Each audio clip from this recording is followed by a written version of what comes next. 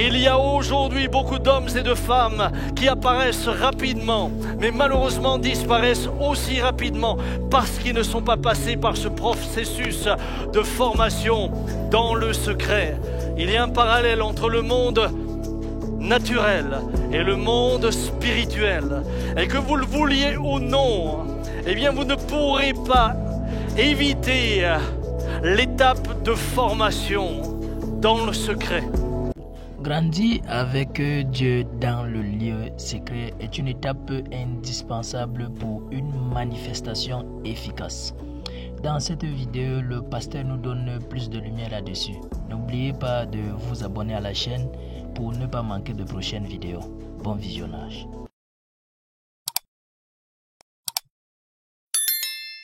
C'est Jésus qui parle et qui dit « La moisson est grande, mais il y a peu d'ouvriers. Priez donc le maître de la moisson d'envoyer des ouvriers dans sa moisson. » Évidemment, entre le thème et le verset, on cherche quelle est la relation, quel est le rapport. Pourtant, j'aimerais vous dire que seul le maître sait qui il peut qualifier comme ouvrier dans sa moisson.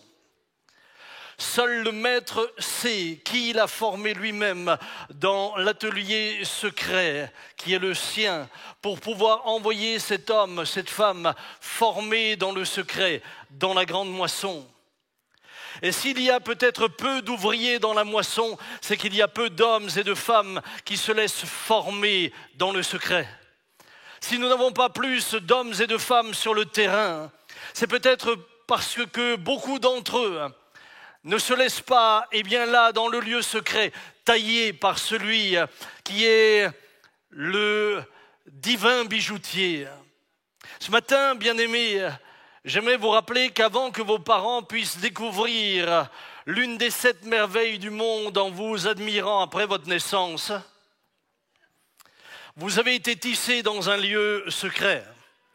La Bible dit la chose suivante, et j'aime cette version parole de vie, c'est toi qui as créé ma conscience, c'est toi qui m'as tissé dans le ventre de ma mère.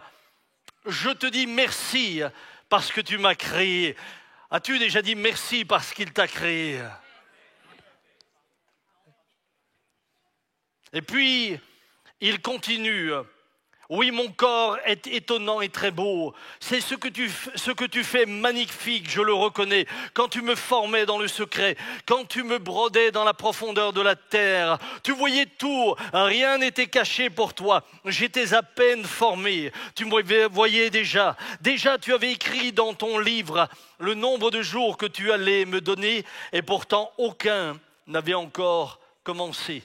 C'est dans le secret que vous êtes devenu l'homme que nous voyons aujourd'hui, la femme que nous voyons aujourd'hui. C'est dans le secret que vous avez été tissé, là où personne ne pouvait vous voir, là où personne ne pouvait considérer ce que vous alliez devenir. C'est là qu'il a fallu que vous alliez jusqu'à la fin du processus de gestation. Voyez-vous, le danger de ne pas aller jusqu'à la fin du processus de formation dans le secret, c'est le risque de mourir avant l'heure. Et je vois parfois des hommes et des femmes qui sont nés de nouveau, et malheureusement, parce qu'ils ne se laissent pas former ni transformer, meurent avant l'heure. Soudain, ils ne le sont plus, on les cherche. Parfois, abréger le processus peut vous rendre fragile. Et je rencontre beaucoup de croyants qui, finalement, ont la foi, mais sont fragiles dans cette foi. Pourquoi ? Parce que c'est finalement dans le secret que va se faire l'essentiel. C'est dans le secret que vous allez devenir ce que vous devez être. C'est dans sa présence. Alors que l'arbre se dresse dans la forêt, alors que nous observons ce grand chêne, nous avons dans la forêt de Fassat un chêne qui a plus de 350 ans. Et quand je l'admire, je suis là face à un énorme tronc avec une superbe couronne. Mais je me dis, avant que cet arbre ne soit l'arbre admirable devant lequel je me trouve, il a fallu que dans le secret de la terre, ses racines se développent. Et sa hauteur était dépendante de la profondeur des racines. Sa capacité de tenir lors des tempêtes est dépendante de la profondeur de ses racines. Sa capacité de garder un feuillage vert lors de la sécheresse est dépendante de la profondeur de ses racines. Mes amis, il y a aujourd'hui beaucoup d'hommes et de femmes qui apparaissent rapidement, mais malheureusement disparaissent aussi rapidement parce qu'ils ne sont pas passés par ce processus de formation dans le secret. Il y a un parallèle entre le monde naturel et le monde spirituel. Et que vous le vouliez ou non, eh bien vous ne pourrez pas éviter l'étape de formation dans le secret. C'est mon premier point, il y a un danger à négliger le lieu secret. Pourquoi? Parce que le lieu secret, c'est d'abord le lieu de l'authenticité. Et le négliger conduit à la fragilité et à la superficialité. C'est fou ce que nous sommes dans un siècle de l'artificiel et du superficiel. C'est incroyable. Il n'y a plus de place pour ce qui prend du temps. Pourtant, être formé dans le secret va vous prendre du temps. Aujourd'hui, il faut que tout aille vite. Il faut que tout brille rapidement, mais sans passer par l'atelier du bijoutier.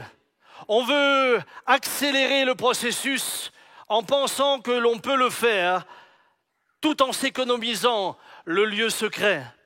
Il n'y a plus de temps pour grand-chose et l'authenticité n'a plus beaucoup de place. En conséquence, c'est la vérité qui est déformée.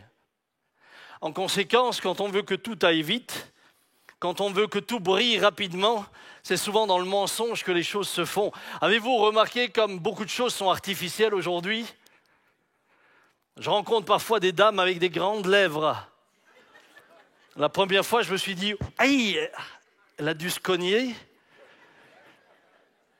Mais non, on les lui a gonflées.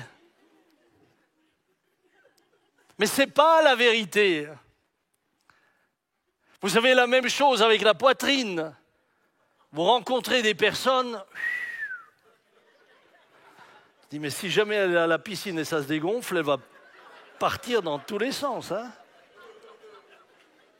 Eh bien, on en rit. Hein? On en rit, mais on est dans l'apparence, on est dans l'artificiel, on est dans le mensonge. Vous n'avez plus que peu de photos qui sont la vérité. Tout est retravaillé, Photoshop et compagnie, tout est artificiel, tout est creux. Même dans l'Église de Christ, les cultes, les prédications sont construites dans le but de plaire au plus grand nombre d'après les normes de communication. La durée des prédications, la durée des temps de louange, tout est très lisse. Mais en même temps, ça sonne creux. Vous savez, si vous voulez un tambour qui fait du bruit, eh bien plus il fera du bruit, plus il fera la démonstration qu'il est creux. Et c'est ce que je crains aujourd'hui, c'est qu'on fait plus de bruit que la réalité de ce qui nous remplit. On résonne beaucoup, mais on est aussi vide que le tambour. Et plus tu es vide, plus tu fais du bruit, plus ça résonne. Mais à la fin, tu n'es qu'une cymbale retentissante. Il nous faut de l'authenticité et il nous faut revenir à ce qui est vrai. Où est la vérité? Où est la sainteté? Où est l'image de Christ aujourd'hui encore dans l'Église ou dans la vie des croyants? J'ai vu certains chrétiens déçus lorsqu'ils avaient passé quelque temps avec un pasteur qui pourtant sur l'estrade était éloquent. Ils ont été impressionnés par sa prédication. Mais descendu de l'estrade, il était fade, il était terne, il n'avait pas grand-chose à dire, voire il était mondain, il était vide, il sonnait creux. Quel drame! Quel drame lorsque tout n'est que basé sur l'apparence, que sur ce que l'on voit. Quel drame lorsqu'il n'y a pas de racines. Quel drame! Parce que c'est à ce moment-là que lorsque la tempête vient, vous êtes balayé. C'est à ce moment-là que lorsque la sécheresse vient, vous ne restez pas longtemps sur place, mais vous vous desséchez par manque de profondeur que vous n'allez que découvrir dans le secret avec Dieu. J'ai trouvé une citation d'un auteur qui a écrit en 1877 qui explique ma veste. Charles-Henri Mackintosh. Écoutez ce qu'il dit, Charles-Henri. Il parle au sujet de Moïse et il dira, pour pouvoir agir pour Dieu au dehors, il faut être avec lui au dedans. Il faut que je sois dans le sanctuaire secret de sa présence, autrement j'échouerai complètement dans mon service. Aussi nul ne peut présenter Christ aux autres avec onction, avec fraîcheur et avec puissance, à moins qu'il ne se nourrisse de Christ dans le secret. Il peut, il est vrai, prêcher un sermon, faire un discours, dire des prières, s'acquitter d'un bout à l'autre de tous les actes du service extérieur, mais pour tout cela, il ne sert pas Christ. Celui qui veut présenter Christ aux autres doit être occupé de Christ pour lui-même. Fin de citation. Mes amis, nous sommes en mal d'hommes et de femmes formés par Dieu. D'hommes et de femmes qui, avant de parler de Dieu, sont préoccupés par Dieu lui-même. D'hommes et de femmes qui le rencontrent dans le lieu secret avant de paraître en public. Aujourd'hui, on parle de puissance, on parle d'autorité, de chasser les démons, on parle de toutes ces choses. Mais finalement, est-ce que l'on cherche l'auteur ? Est-ce que c'est vrai que l'on cherche réellement le Dieu qui opère toutes ces choses ? Ou est-ce que ces choses nous intéressent pour briller un peu plus ? Quelle est la vérité ? Quel est le fondement de notre vie spirituelle ? J'ai eu un homme extraordinaire dans ma vie, c'est mon papa. Les gens aimaient passer du temps avec Papa Jean. Mais pas seulement les gens. Ses enfants et ses petits-enfants aimaient passer du temps avec leur grand-père. Parce que tout en étant pleinement humain, il n'était jamais austère. Tout en étant un homme pleinement heureux, qui aimait rire, il aimait faire des blagues. Je vous assure, Papa Jean faisait des blagues. Et énervait au passage son épouse. Mais c'était un homme fondamentalement spirituel. Lorsque vous étiez avec lui, il dégageait la présence du Seigneur. Il n'avait pas besoin de parler pour vous convaincre. La seule présence de Dieu en lui suffisait pour vous dire, il n'est pas seul, il est habité par la présence de l'Esprit.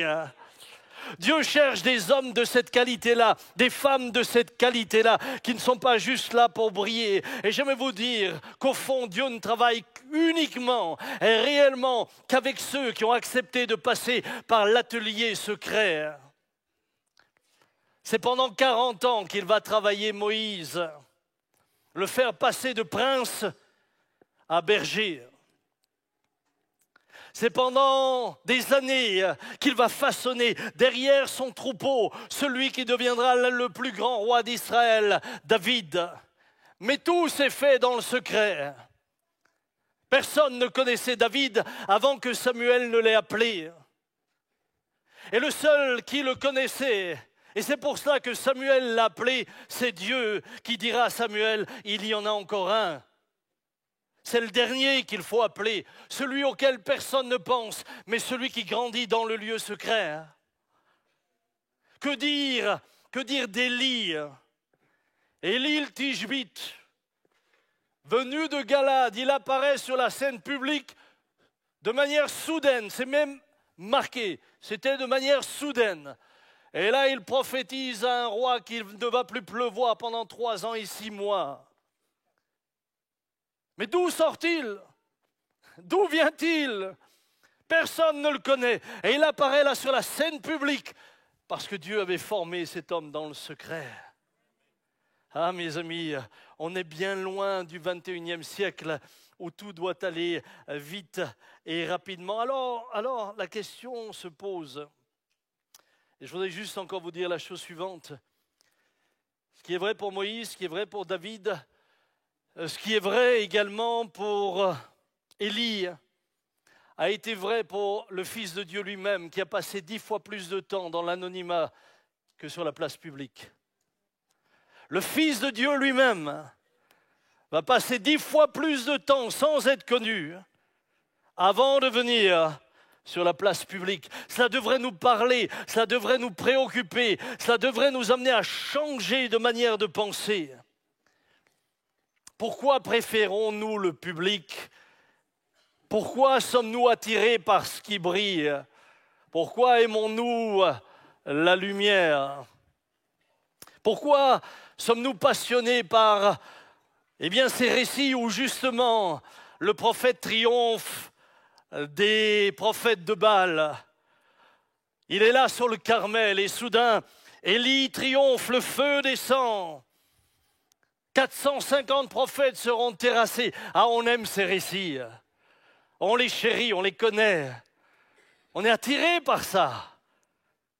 Pourquoi est-ce qu'on est tellement passionné par le combat de David et Goliath qui se déroule là devant une armée en attente de ce qui va se passer devant un roi? Pourquoi sommes-nous tant attirés par cela? Alors évidemment, officiellement, c'est toujours pour Dieu. Nous voulons toujours être un grand serviteur de Dieu pour ta gloire. Seigneur, donne-moi de faire des miracles. Oh Seigneur, donne-moi de chasser les démons. Seigneur, que des milliers de personnes se convertissent quand je parle pour ta seule gloire. Ya. Je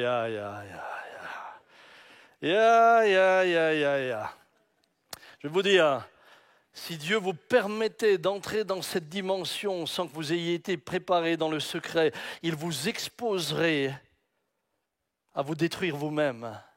Vous deviendriez exactement comme Saül. Saül a quelques petits succès. Vous savez ce qu'il fait après avoir eu quelques petits succès? Écoutez, alors le Seigneur adresse sa parole à Samuel et lui dit « Je regrette d'avoir choisi Saül comme roi. En effet, son cœur s'est éloigné de moi et n'a pas fait ce que je lui ai commandé. » Samuel, bouleversé, il crie vers le Seigneur toute la nuit.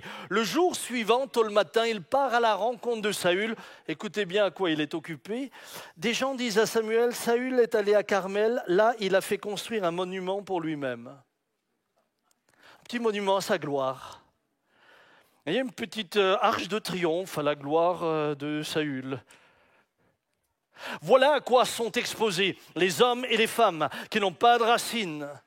Et vous avez beau prier, et vous avez beau demander la puissance de Dieu, si jamais il vous l'accorderait, ce serait pour votre propre malheur.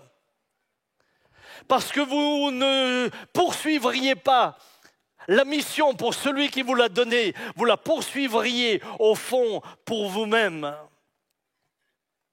Nous sommes attirés par la lumière, par tout ce qui est glorieux, et paradoxalement, j'ai rarement eu des personnes qui sont venues me voir en me disant « Oh Samuel, prie pour que je puisse découvrir le secret qui était celui de David lorsqu'il a passé pendant des mois, des années, sa vie derrière les brebis. » J'ai jamais eu une telle demande.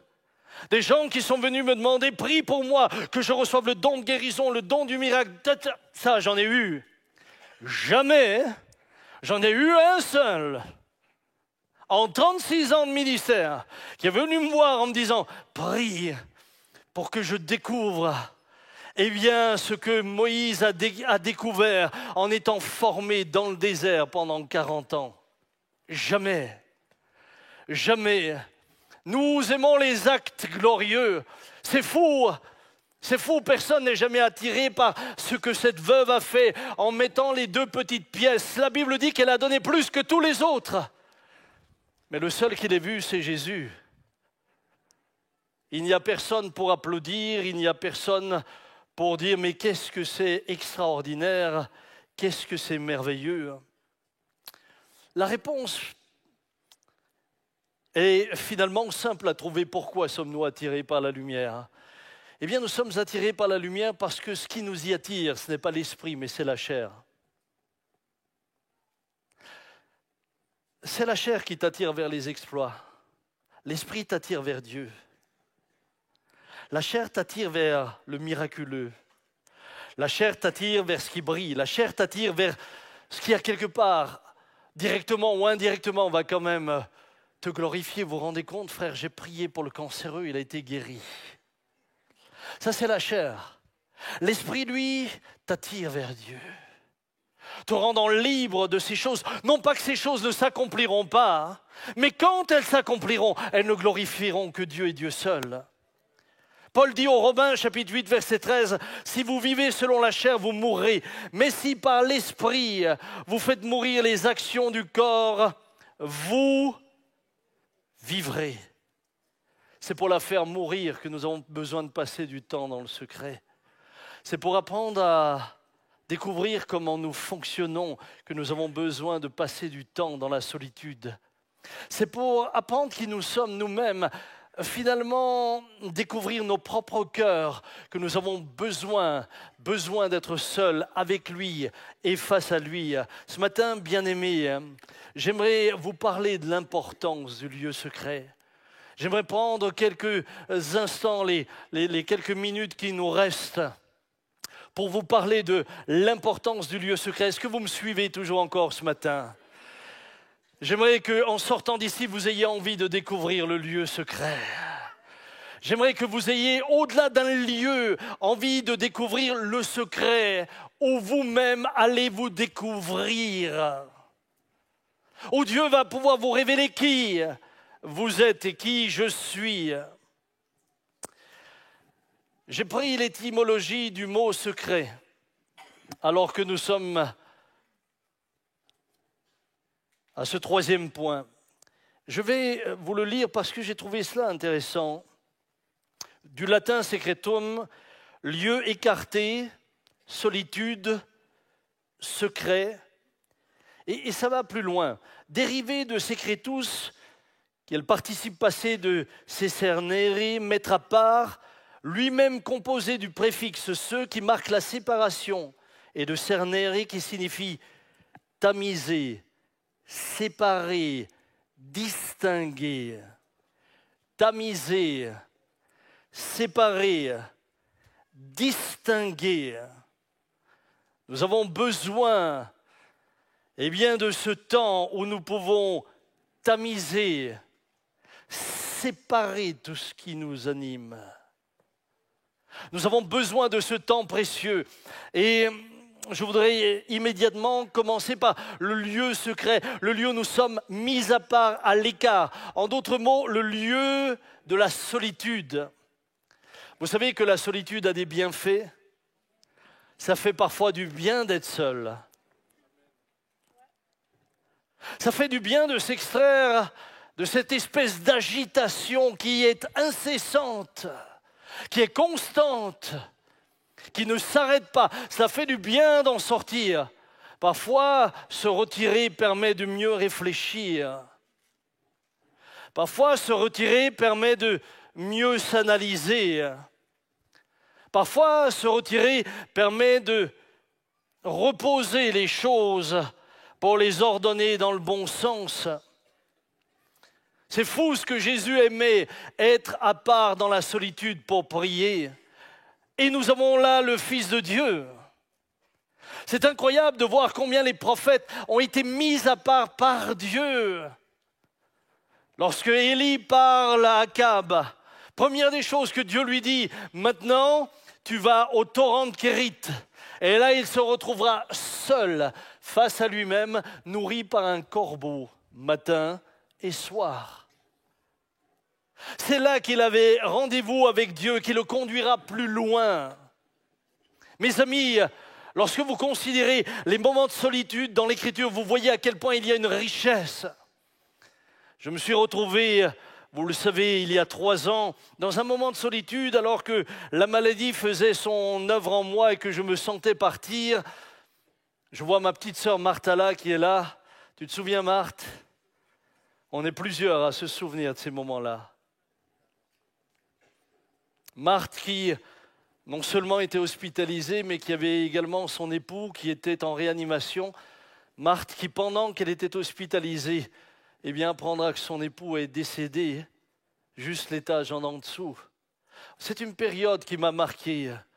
Elle ne m'a pas seulement marqué à cause de tout ce que l'on a dit sur nous, elle m'a marqué personnellement. Et là, soudain, dans l'isolement d'une chambre, puisque personne n'avait le droit de venir, pas même ma propre épouse, en dehors des infirmières qui passaient de temps en temps, j'ai connu ces jours de solitude.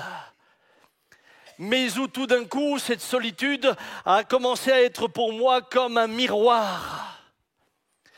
Et dans ce miroir se reflétait ce que je suis.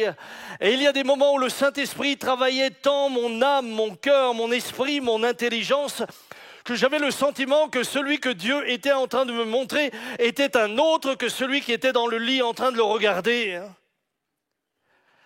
Et je suis arrivé jusqu'au stade où je disais parfois, Seigneur, ce n'est pas possible que je sois cet homme-là. C'est pas possible que j'ai pu avoir ces motivations-là. Seigneur, c'est pas vrai, c'est pas possible que c'est moi. Et pourtant, Dieu me montrait tel que j'étais. Et là, dans la solitude, il n'y avait plus de tricherie possible. Il n'y avait plus rien pour saouler mon esprit et me faire passer à autre chose. Non, j'étais seul face à moi-même, seul face à lui. Et j'avais parfois le sentiment, lorsque le Saint-Esprit me parlait et me montrait qui je suis, que j'étais en train d'observer la vie d'un autre, mais un autre que je ne voulais pas être. Il a fallu ces moments profonds. Et mes frères et mes sœurs, ces moments-là, vous n'allez que les découvrir dans la solitude avec Dieu. Il y a des moments où Dieu va le permettre et je suis convaincu que le Covid a été pour moi un rendez-vous avec lui. Je ne suis pas sorti de la même manière de ce moment que j'y suis entré. Aujourd'hui, vous êtes pris et nous sommes pris dans un tourbillon d'occupation. Alors que grandir, je le disais, dans le secret va prendre du temps, on nous occupe, on ne nous permet même plus de nous isoler pour penser de manière autonome. Pouvez-vous encore penser de manière autonome? On ne vous permet plus de penser de manière autonome, on occupe votre esprit. Savez-vous qu'aujourd'hui, vous avez des gens qui exploitent un filon qu'on appelle l'autophobie, c'est-à-dire la peur d'être seul en créant des comportements addictifs au travers des nouvelles technologies. Pour que vous ne soyez pas seul, on crée des programmes qui vont vous occuper constamment. Regardez, même la nuit, votre téléphone peut vous réveiller. Tout a été fait pour que votre esprit soit occupé et vous scrollez et vous défilez sur votre téléphone et vous recevez des centaines d'informations.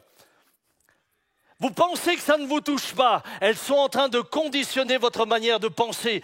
Vous pensez par vous-même, c'est pas vrai. Vous pensez selon ceux qui sont en train de vous injecter la manière dont eux veulent que vous pensiez. Et si tu ne sais plus te retirer, et si tu ne sais plus être dans la solitude, tu ne sauras même plus comment on pense. Et tu penseras que ce que tu penses est original, alors que ce que tu penses a été façonné pour que tu penses de cette manière-là. Voilà dans quelle société nous sommes aujourd'hui. Nous fuyons souvent la solitude. J'arrive chez des personnes, dès le matin, la radio est allumée, tout est allumé. Permettez-moi de vous dire, à vous chrétiens, que parfois j'ai même l'impression que vous fuyez la solitude avec la musique et la louange. Même la louange peut devenir le moyen de fuir la solitude pour ne pas se retrouver face à soi-même et face à lui. Alors ça semble très spirituel. Oh, on adore Dieu, on loue Dieu, etc. Mais pendant ce temps, tu ne penses pas. Comprenez bien que je suis pour la louange à 1000%. J'aime louer Dieu. Mais j'aime louer Dieu surtout quand je suis seul avec lui. Ne pensez pas avoir loué Dieu parce que vous avez écouté toute la journée des chants de louange. Ce n'est pas parce que vous avez écouté toute la journée des chants de louange que vous avez loué Dieu. Vous avez occupé vos oreilles à écouter une musique. Louer Dieu, c'est autre chose. Louer Dieu demande votre participation. Louer Dieu demande votre conscience. C'est ça, louer Dieu et l'adorer. Alors évidemment, aujourd'hui, tout est factice. Et nous fuyons souvent ce moment. Pourquoi? Parce qu'il nous fait peur. Certains ont peur d'être face à eux-mêmes. Peur de devoir éprouver leurs propres sentiments et leurs motivations. En public, nous sommes tous conditionnés par des codes. Il y a les codes de comportement que nous avons en public. Nous sommes conditionnés. Conditionnés par des codes, conditionnés par la politesse, conditionnés aussi par des lois. Il y a des choses qu'on ne peut pas dire, donc on ne va pas les dire parce que la loi nous interdit, on risque d'être condamné. Donc on est conditionnés, mais on est aussi conditionnés par notre éducation. Vous et moi, nous avons été conditionnés par notre éducation. On nous a appris à dire des choses et à ne pas dire d'autres choses. On nous a appris à dire oui, on nous a rarement appris à dire non, c'est souvent oui. Moi, dans ma famille, et avec mes origines ménonites, eh bien, nous, on était toujours des gens qui voulaient la paix. Alors, pour avoir la paix, même quand tu avais envie de dire non, tu disais oui. Mais à la fin, il y a une distorsion en toi. Tu ne sais plus qui tu es. Parce que tu as l'impression de jouer le rôle que la société veut que tu joues. Parce que ça, c'est le cadre. Mais toi, tu ne sais plus qui tu es. Et tu as souvent dû dire oui alors que tu aurais eu envie de dire non. Et si tu avais pu dire non, ça t'aurait permis de réaliser un peu qui tu es. Mais tu as toujours dit oui parce que l'église doit rester au centre du village. J'avais un jour une discussion avec mon père, elle était extrêmement grave. Je ne vais pas vous dire dans quelles conditions et dans quel cadre, mais je lui disais, tu vois papa, j'ai l'impression d'être un petit rouage dans une grande mécanique, dans un grand engrenage. Et moi là, je suis juste une petite roue dans ce grand engrenage et j'ai le sentiment que je dois me tenir à ma place, quitte à nier même qui je suis, pourvu que les petites roues continuent à tourner parce que ma roue a un rôle à jouer pour entraîner la prochaine. Et je lui disais, je n'en peux plus d'être qu'une petite roue. Je voudrais qu'on me considère pour qui je suis, pas pour ce que je fais. Mes amis, ce matin, je vois tant de croyants qui souffrent. Souffrent d'avoir un fonctionnement qui finalement n'est pas juste et qui fait de nous, au fond, des hypocrites. Regardez ce que dit Jésus. S'adressant aux pharisiens, il leur dit « Malheur à vous, scribes et pharisiens, hypocrites, parce que vous ressemblez à des sépulcres blanchis qui paraissent beaux au dehors et qui au dedans sont pleins d'ossements, de morts et de toute espèce d'impureté. Vous de même, au dehors, vous paraissez justes aux hommes, mais au dedans, vous êtes remplis d'hypocrisie et d'iniquité. » Combien d'épouses, si elles devaient parler de leur mari ce matin, diraient... Entre le brave frère que vous voyez à l'église, très spirituel, et l'homme que je connais moi à la maison, il y a juste la différence, c'est que moi je connais le tyran, vous connaissez le brave frère. Combien d'enfants, s'ils se mettaient à parler ce matin ici en public, commençaient à dire, entre l'image que le couple de mes parents vous donne, qui semble lisse, ils viennent en se donnant la main, et ce que nous on entend à la maison, les hurlements, les gros mots, les humiliations. Il y a un monde. J'ai vu des enfants de chrétiens me dire « Si je ne suis pas chrétien, c'est parce que j'ai regardé vivre mes parents. » Mon frère, ma sœur, c'est dans le secret que tu vas découvrir vraiment qui tu es. C'est dans la solitude. C'est dans la solitude que tu vas découvrir ton cœur. C'est dans la solitude que tu vas apprendre à analyser tes motivations et tes pensées. C'est dans la solitude. Des hommes qui disaient oui alors qu'ils pensaient non. Des hommes qui disent oui à leur femme juste pour que l'église reste au centre du village. Mais intérieurement, ils sont amers. Et avec le temps, mesdames, ils perdent leur affection pour vous. Ils ne vous aiment plus. Parce qu'ils ne fonctionnent pas dans la vérité. La vérité rend libre. Il faut que dans les couples chrétiens, on puisse se dire oui et on puisse se dire non sans que ça crée de catastrophes nucléaires. Il ne faut pas que ce soit juste un discours codifié dans lequel on veut qu'être en paix, toujours en paix. Mais la paix à quel prix? La paix au prix du mensonge, ce n'est pas la paix. J'ai eu souvent des discussions avec mon épouse et quand je n'étais pas d'accord sur un point, quitte à aller au conflit, mais nous allions au conflit, mais je lui disais que je désapprouvais. Et vous pouvez compter sur elle. Qu'elle faisait la même chose. Mais ça a créé entre nous une relation saine. Elle sait ce que je pense. On sait On ne se ment pas. Frères et sœurs, est-ce que vous me permettez de continuer?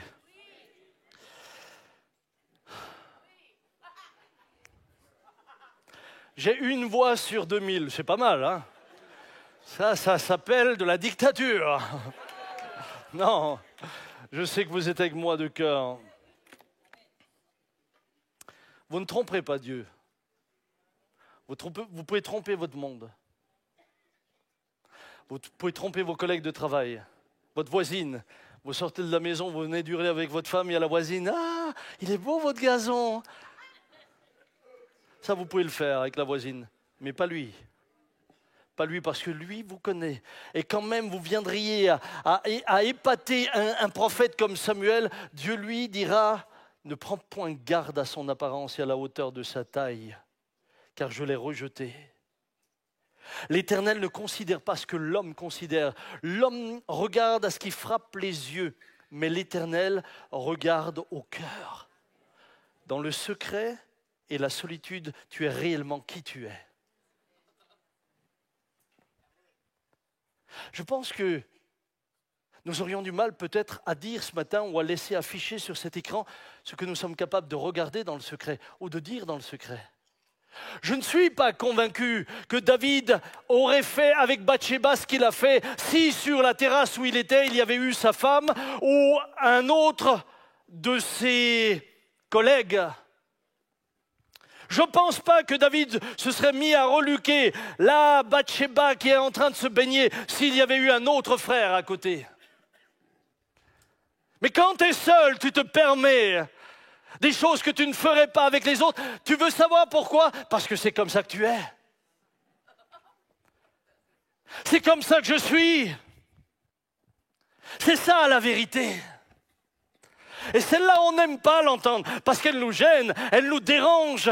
Mais elle est la seule qui va pouvoir vous conduire vers la liberté, vers une réelle prise de conscience. Frères et sœurs, si quand vous êtes dans le secret où personne ne vous voit, vous vous permettez de faire des choses qui déplaisent à Dieu, parce que vous pensez qu'il ne vous voit pas, pourquoi pourriez-vous croire qu'il est plus présent ici dans ce lieu ou quand vous priez pour un malade? Hello? Est-ce que vous m'avez suivi? Moi, j'aimerais te dire que si tu me dis « je prie pour un malade parce que je crois que Dieu est là et qu'il va le guérir », alors ce même Dieu est autant là quand tu es seul devant ton écran à la maison. Le même Dieu est seul quand tu es au bureau en train de draguer celle qui travaille avec toi. Le même Dieu. Le même Dieu.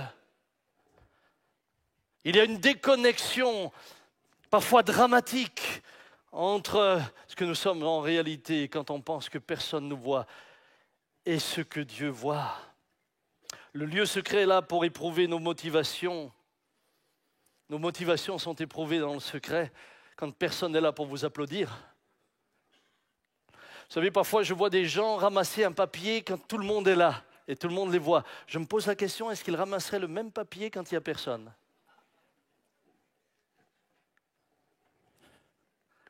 Le regard des autres conditionne notre fonctionnement, conditionne notre manière de faire. Personne n'applaudira vos actes. Abraham est un homme de Dieu extraordinaire parce qu'au moment où il offre son fils Isaac, il n'y a pas une foule qui applaudit. Il est seul. Il est seul en train d'obéir dans le secret. Vos actes, mes actes, parce que je m'inclus à ce que je vous dis, nous les éprouvons réellement dans les moments secrets, quand personne ne nous voit. C'est là que nous voyons ce que nous sommes vraiment prêts à faire ou pas prêts à faire. Quand personne ne pourra nous dire merci après, quand personne ne pourra reconnaître quel acte de bravoure. Bien-aimé, David n'a pas attendu Goliath pour être un héros. Écoute bien, David n'a pas attendu Goliath pour être un héros. David n'a pas attendu qu'il y ait une superbe occasion. Waouh, c'est le moment de briller. L'armée est là, regarde. Le roi lui-même ne sait plus quoi faire. C'est le moment de me présenter et je vais leur montrer. Ça, c'est pas David. David est le héros du lieu secret. Ce qu'il devient en public, parce que Dieu le veut, c'est ce qu'il était dans le secret, là où seul Dieu le voyait. Écoutez ce qu'il dit à Saül. 1 Samuel 17, 34, David dit à Saül, « Ton serviteur faisait paître le troupeau de son père, et quand le lion, l'ours, venait enlever une bête du troupeau, je courais après lui, je le frappais, et j'arrachais la bête de sa gueule. S'il se dressait contre moi, je le saisissais par le poil du menton, je le frappais et je le tuais. C'est ainsi que ton serviteur a frappé le lion et l'ours. Il en sera du Philistin, de cet incirconcis, comme de l'un d'eux. » David était l'homme intime avec Dieu. Sa bravoure et son courage n'ont pas apparu le jour où il a été sur le champ de bataille. Sa bravoure et son courage faisaient partie de qui il était.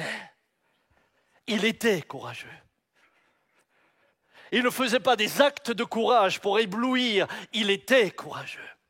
Il était hardi, il était un homme de Dieu. Quand il s'agissait de saisir le lion et l'ours, il n'y avait personne pour l'applaudir. Et autant que je sache, c'est rare qu'un troupeau de moutons vous félicite.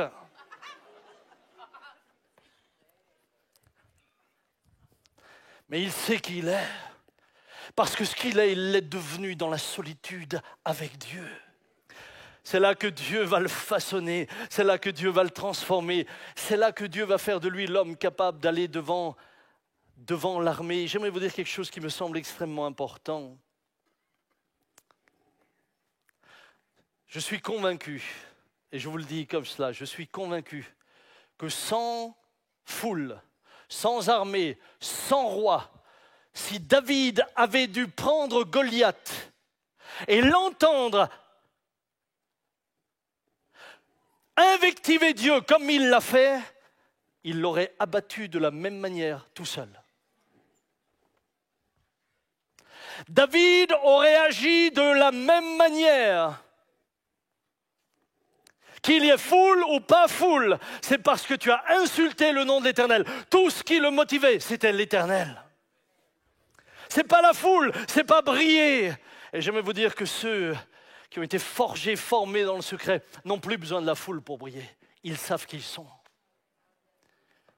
savez, je peux m'asseoir au premier rang de cette salle, comme au milieu, comme derrière, ça ne me changera rien. Je sais qui je suis. Je sais qui je suis. Je sais que je suis en Dieu. Je peux prêcher ou ne rien faire et être là-bas. Je sais qui je suis. Je n'ai pas besoin de prêcher pour exister. Je n'ai pas besoin de conduire la louange pour exister. Je n'ai pas besoin que vous me voyiez pour exister. Où que je sois, je sais qui je suis parce que je sais qui je sers et je sais qui est mon Père. Mon frère, ma sœur, c'est important. Regardez Moïse. Waouh, Moïse, ça m'impressionne. Parce que Moïse, c'est presque l'opposé des théologies actuelles. Permettez de vous expliquer 2 minutes. Regardez, Moïse est dans un lieu d'influence. Il est prince, il a 40 ans. Il est aguerri à la politique égyptienne. Que fait Dieu ? Il le retire de là où il aurait pu avoir une influence pour le peuple d'Israël, pour le mener dans un désert, derrière des brebis, faire de ce prince, entre guillemets, un paysan, un berger, qui, lorsqu'il reviendra sur le devant de la scène, n'aura plus aucune confiance en lui-même. Si c'était dans ce que Dieu dit. Aujourd'hui, la théologie actuelle voudrait la chose suivante. Oh Seigneur, élève-nous pour que nous puissions pénétrer les milieux politiques et les influencer en faveur de l'Évangile. Peut-être que quelqu'un deviendra ministre un jour ici, peut-être. Là n'est pas ma question. Ce que je suis en train de vous dire, c'est que Dieu n'a pas besoin que tu sois un influenceur politique ou quoi que ce soit pour faire son œuvre. Il est capable de prendre un berger. Et quand le berger revient, formé après 40 ans, il ne revient pas avec des méthodes politiques. Il ne revient pas avec un discours politique. Il revient avec une autorité qui lui a été donnée du ciel et qui lui permet de venir devant Pharaon en disant « Laisse aller mon peuple !»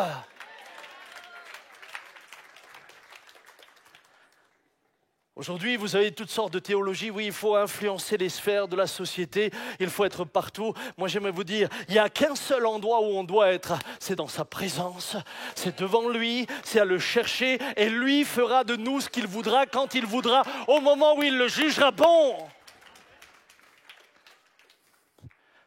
Quand nous avions eu le contrôle fiscal, je ne connaissais aucun député, je ne connaissais aucun ministre, je ne connaissais personne. Mais quand il a fallu intervenir, il est intervenu. Et du jour au lendemain, nous étions libres. Mon frère, ma sœur, Dieu va te désapprendre tes méthodes à toi dans le lieu secret pour que tu apprennes à compter plus que sur lui. Plus que sur lui. Est-ce que ça veut dire que tu n'as pas de respect face aux autorités? Au contraire, ça n'a rien à voir. La seule chose que je te dis ce matin, c'est que si tu te laisses former dans l'atelier de Dieu, au moment voulu, comme Samuel fut appelé, comme Moïse fut appelé, comme les disciples furent appelés, il saura te qualifier pour l'œuvre qu'il a préparée d'avance pour toi. Je termine, et c'est mon dernier point, si vous me donnez encore l'occasion de le terminer. Est-ce qu'on fait un vote? Allez, qui vote? Levez voir la main, si vous ne levez pas la main, moi je m'arrête maintenant. Sans blague, hein? C'est comme ma veste, hein, je l'ai mise. Bon, vous avez voté en majorité. Bien. Chers amis internautes, je ne vous ai pas demandé de voter, mais vous pouvez arrêter votre télévision. Donc, c'est moins difficile pour vous. Le lieu secret, et je termine par là, qui est le tamis où j'apprends à discerner les pensées qui dictent mes actes. Le lieu secret est le lieu où j'éprouve mes motivations. Le lieu secret est le lieu de la solitude où je me révèle tel que je suis en réalité. Mais le lieu secret, c'est aussi le lieu où je peux dire avec David, crée en moi un cœur pur, renouvelle en moi un esprit bien disposé. Pourquoi? Parce que sinon, que tu le veuilles ou non, si tu ne fais pas attention, non seulement tes pensées ne seront plus en accord avec toi-même, mais tu vas devenir un manipulateur en puissance. Laissez-moi vous le montrer. Dans le livre des Proverbes, il est dit, car il est au chapitre 23, verset 7, comme les pensées de son âme. Mange et bois, te dira-t-il, mais son cœur n'est point avec toi. Qu'est-ce que l'âme? Je vous donne juste une définition, on pourrait en citer peut-être d'autres sous d'autres angles. Siège de l'activité psychique et des états de conscience de quelqu'un, ensemble des dispositions intellectuelles et morales, affectives qui forment son individualité, son moi profond. Qu'est-ce que le proverbe est en train de dire? Ce proverbe nous met en garde et dit « Attention, tu peux agir d'une manière tout en pensant d'une autre et en visant un autre but. » Est-ce que ça vous est déjà arrivé de dire quelque chose en visant autre chose? Non, pas vous. Moi, oui. Moi, oui, malheureusement. Je suis parfois surpris de dire quelque chose à quelqu'un parce que j'espérais obtenir de lui autre chose. C'est de la manipulation. En d'autres mots, c'est du mensonge. C'est du mensonge parce que, finalement, tu ne dis pas la vérité de ton cœur. Et vous avez un exemple biblique dramatique. C'est Saül. Et permettez-moi de juste vous le montrer, parce que je pense que c'est suffisamment important pour qu'on prenne juste rapidement le temps de le voir.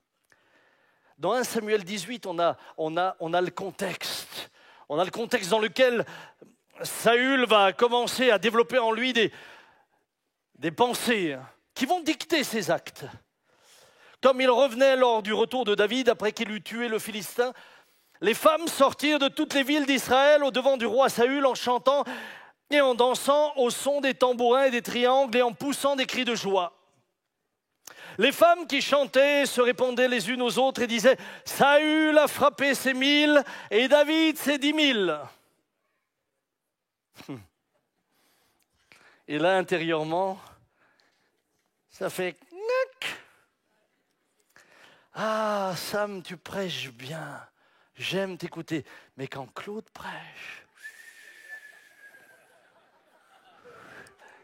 et là, tu es là et tu dis, oui, ça me fait vraiment plaisir.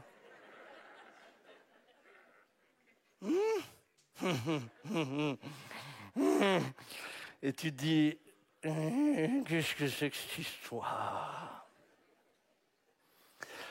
Oh, Claude, quand tu fais la louange, c'était beau. C'était beau. Mais maintenant, quand Géraldine l'a fait, oh là, c'est merveilleux. Et là, tu sens des petites bêtes qui montent. D'abord, elles te prennent ici.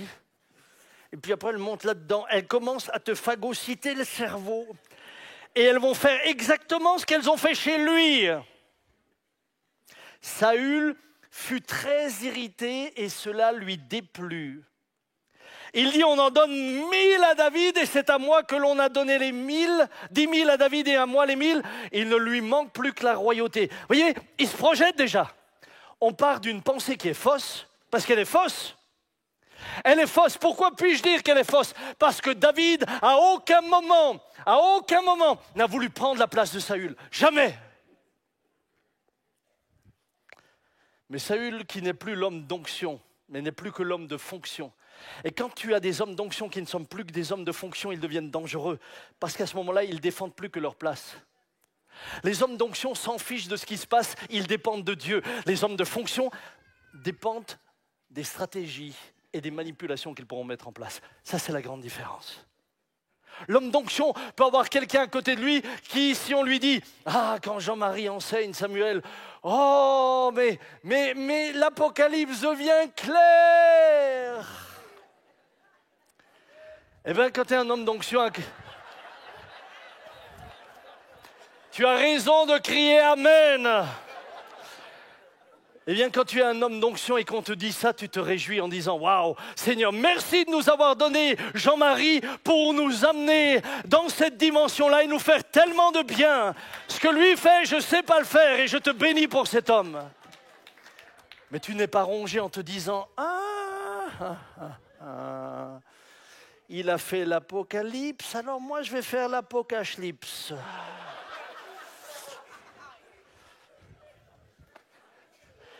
Frères, sœurs, quand vous savez qui vous êtes en Dieu, vous êtes un homme libre, une femme libre.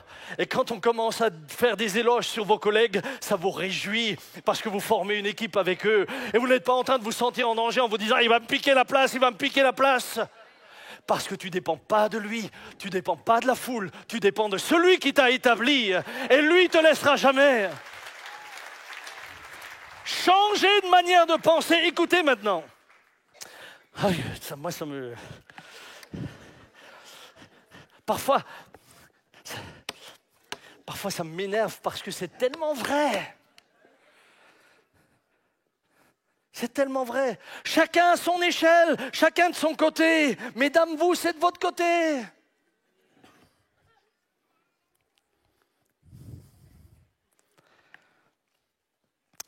Saül dit à David, écoutez bien comme c'est vicieux. Pardonnez-moi pour cette expression, mais c'est vicieux. La manipulation, c'est toujours vicieux. Saül dit à David, « Voici ma fille aînée Mérab. Je te la donnerai pour femme. Sers-moi seulement avec vaillance et mène les guerres de l'Éternel. » C'est formidable. Mettez-vous à la place de David qui ne connaît pas les pensées de Saül. Quand vous êtes à la place de celui qui entend ça, il dit « Waouh, le roi veut me donner sa fille. Waouh, il me dit de devenir le général en chef de son armée et de mener. Il me reconnaît dans ce que je suis. » Ça, c'est ce que toi, tu entends. Mais ce que lui, il dit, c'est autre chose. Saül se disait, je la lui donnerai afin qu'elle soit pour lui un piège et que la main des Philistins le frappe. Écoutez bien ce qu'il va lui proposer pour avoir sa fille Mérab. Il va lui dire, vous parlerez ainsi à David, le roi ne veut pas de dot, c'est-à-dire pas besoin que tu lui donnes de l'argent, t'es pauvre, je sais tout ça, je veux pas de dot. Mais il désire 100 prépuces de Philistins. Je ne sais pas si, mesdames, vous seriez honorées par 100 prépuces d'Alsaciens. Non, mais il faut quand même se poser la question. 100 prépuces de Philistins. Purée, ma soeur, si tu n'as pas plus de valeur que des bouts de zizi. Mais c'est ça ce qui est écrit. Ah, je sais, peut-être qu'il y en a certains qui sont choqués. Oh, il va trop loin là. Mais c'est mon ami, c'est ce qui est marqué. Mais regardez maintenant jusqu'à où ça va. Vous parlerez ainsi à David, le roi ne veut pas de dot, mais il désire 100 prépuces de Philistins. On aurait pu se demander pourquoi. Tiens, le roi, il aime les prépuces. Et il précise, pour être vengé de ses ennemis. Saül combinait de faire tomber David entre les mains des Philistins. Ça, c'était le vrai but. Le vrai but, c'était de faire tuer David. Tout le reste, tout ce qu'il lui dit, en lui disant, tu vas être le général de mon armée, je te donne ma fille, tout ça n'était pas la vérité. David ne pouvait pas lire ça de l'extérieur, mais Dieu lisait ça dans le cœur de Saül. Mes amis, ce matin, si Saül avait un seul moment fait ce que dit Hébreux 4, verset 12, en effet, la parole de Dieu est vivante et efficace, elle est plus tranchante qu'aucune épée à 2 tranchants. Elle pénètre jusqu'au point où elle sépare âme et esprit, jointure et moelle. Elle juge les désirs et les pensées du cœur humain. Il n'y a rien dans la création qui puisse être caché à Dieu. À ses yeux, tout est à nu, à découvert, et c'est à lui que nous devons tous rendre des comptes. S'il avait eu cette attitude-là, au moment où ses pensées seraient venues, il aurait dit, ces pensées s'élèvent contre la connaissance de Dieu. Il aurait lutté jusqu'à vaincre ces pensées-là. Il n'aurait pas laissé la place. Elle ne se serait pas installée. À partir de là, il aurait pu commencer à se dire, oh Dieu, tu m'as donné en David un bras droit extraordinaire. Oh Dieu, Israël a trouvé celui qui prendra mon relais. Mais il ne dit pas cela. Il ne voit qu'un rival qu'il faut tuer et éliminer. Vos pensées, mes pensées, c'est dans le secret de ta chambre que tu vas les éprouver. Est-ce que tout ce que tu... Moi, les gens me disent toujours, ah, moi je dis ce que je pense. Et ma réponse, c'est toujours, le problème, c'est pas de dire ce que tu penses. Le problème, c'est de savoir si ce que tu penses est juste. Certains m'ont même fait valoir ça comme de l'honnêteté. Moi, je dis ce que je pense. Dans la mesure où ce que tu penses est vrai. Ce que Saül pensait était faux. Tout ce qui va dicter sa conduite sera mensonge. Mais comment allons-nous éprouver nos pensées si nous ne prenons pas le temps d'aller dans la présence de Dieu? Le seul qui a eu des pensées selon Dieu, c'était Jonathan, son fils. Le fils de Saül, l'héritier, c'est lui qui devait être l'héritier, c'est lui qui devait devenir roi. Après Saül, tu avais Jonathan, c'est lui qui devait devenir roi. Écoutez ce que lui dit. En parlant à David, il dit, ne crains rien, car la main de Saül, mon père, ne t'atteindra pas. Tu régneras sur Israël, et moi, je serai au second rang après toi. Ça, c'est l'homme transformé. L'homme qui n'est plus préoccupé par le premier rang. Jonathan avait un souci, c'était Israël. La royauté était importante pas pour le roi lui-même, mais pour le peuple sur lequel il exerce sa royauté. À partir de ce moment-là, Jonathan reconnaîtra en David celui qui allait être roi à sa place. À aucun moment, Jonathan disait « Mais non, c'est pas possible !» À aucun moment, Jonathan n'a agit comme son père, ou c'est lié à son père. Non, non, tu deviendras roi. Et en disant tu deviendras roi, il dira tu deviendras roi à ma place. et moi je serai au second rang après toi. L'homme d'onction, l'homme formé dans le secret, n'est plus préoccupé par sa position. Il n'est plus que préoccupé par une chose. Quelle est la volonté de Dieu? Ça vous libère. Ça fait de vous un homme nouveau. Ça vous permet, quand vous éprouvez vos pensées, vous savez, quand des pensées comme ça viennent, je prends la parole de Dieu, je dis, Seigneur, cette pensée, elle ne vient pas de toi. Et je ne l'accepterai pas. Encore moins d'agir en fonction de cette pensée. Je ne deviendrai pas un manipulateur et un menteur. Je veux rester dans la vérité. La vérité, c'est de vivre conformément à sa volonté. La vérité, c'est que ton cœur soit en accord avec ce qu'il dit et que ce que tu dis soit en accord avec ton cœur. Frères et sœurs, nous sommes au terme de ce message. J'ai pris 10 minutes en plus. Moi, j'ai un avocat au premier rang. Elle aime ma veste. La moisson est grande. Il y a peu d'ouvriers. Puisse Dieu former des hommes et des femmes dans le secret. Puisse Dieu vous former. Puissions-nous devenir des hommes et des femmes vrais là où nous sommes. Vous savez, nous sommes impatients, nous, de commencer une œuvre et nous nous demandons comment faire. Voici la réponse de Jésus. Puis-je vous la donner? Attendez, préparez votre cœur d'abord. Nous désirons le faire. Jésus, lui, veut l'être. Nous désirons le faire. Lui te dit d'abord, il faut que tu sois. Et quand tu seras ce que je veux que tu sois, et que tu seras en accord avec ce que je veux que tu sois, alors ce que tu feras me glorifiera. N'oubliez jamais,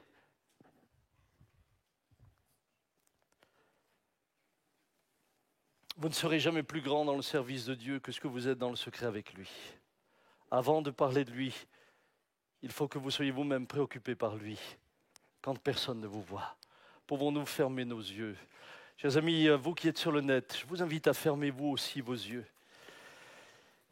Et si ce message vous a fait du bien, faites-le suivre. À quelqu'un qui peut-être est dans un conflit intérieur, ou à quelqu'un qui aujourd'hui ne sait même plus qui il est parce qu'il n'a pas pu accorder son cœur avec la pensée et la volonté de Dieu.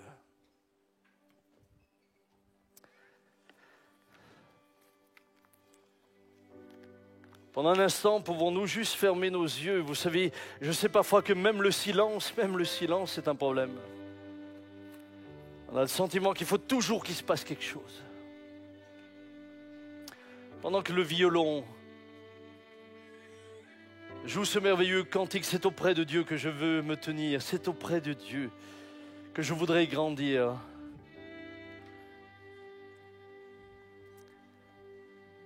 Pose-toi la question. Samuel, pose-toi la question. Pourquoi aimes-tu la lumière? Pourquoi est-ce si important que tu sois sur tous les réseaux sociaux, mon frère, ma sœur?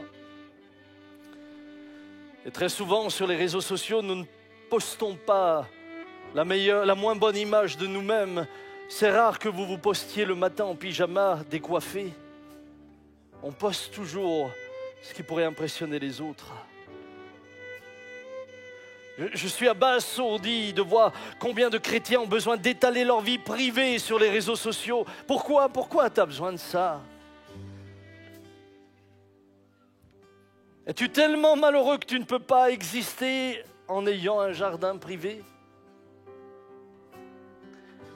Aujourd'hui même, des pasteurs s'y mettent.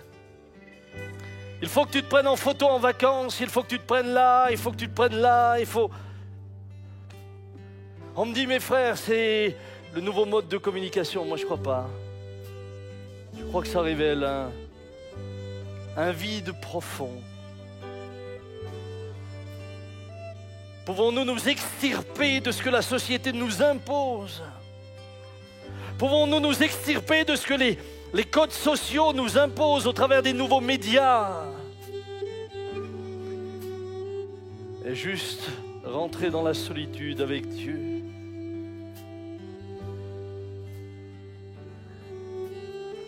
Vous savez, mes enfants me disent souvent « Ah, mais papa, t'as ton téléphone ». Mais ce qu'ils ne savent pas, c'est qu'il est sur le mode avion.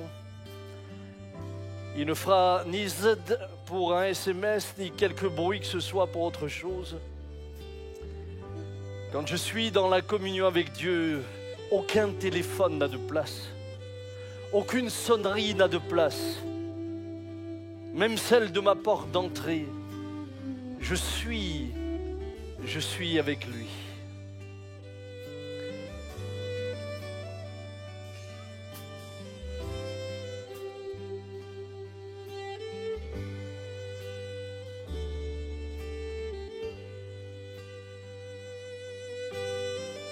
Je veux vous encourager. N'ayez pas peur de la solitude qui vous mène en sa présence.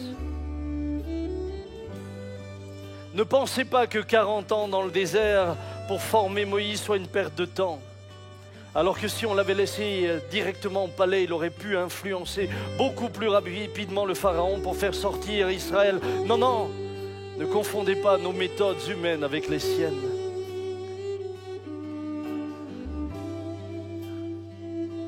Laisse-toi te travailler.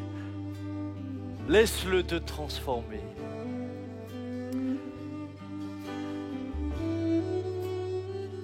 Père, je prie pour ton peuple ce matin. Je prie pour tes fils et tes filles auxquels je m'inclus pleinement. Je prie pour chacun d'entre nous. Donne-nous un cœur honnête, un cœur vrai. Donne-nous de grandir dans le secret de l'intimité avec toi. Donne-nous de grandir dans le secret de l'intimité avec nous-mêmes. Aide-nous à nous apprendre à nous connaître nous-mêmes, à nous regarder dans le miroir de notre propre vie. Parle-nous dans ces moments-là. Change nos cœurs, transforme-nous. Apprends-nous à faire passer nos pensées par le tamis. Apprends-nous à les trier, toutes ces pensées qui souvent sont mélangées. L'esprit, la chair, ce que le monde dit, ce que je veux, ce que Dieu veut. Aide-nous à nous mettre devant toi et à dire comme David, ô Dieu, crée en moi un cœur pur, renouvelle en moi un esprit bien disposé. Fais-nous des hommes et des femmes authentiques, remplis de simplicité, que nous soyons vrais les uns vers les autres dans l'amour, dans la bonté, dans la générosité, mais vrais. Que ton nom soit béni.